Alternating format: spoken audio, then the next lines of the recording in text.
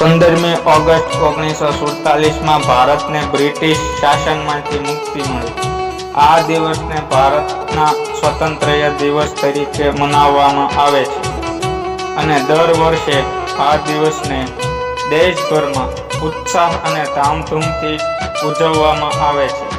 આ દિવસે સમગ્ર દેશમાં શાળાઓ, કોલેજો, વિવિધ સંસ્થાઓ તેમજ સરકારી કચેરીઓમાં વિવિધ કાર્યક્રમો, સાંસ્કૃતિક પ્રવૃત્તિઓ અને નૃત્ય ગીતના આયોજન થાય છે, જે આપણી સંસ્કૃતિ અને પરંપરાના પ્રતિબિંબિત કરે છે.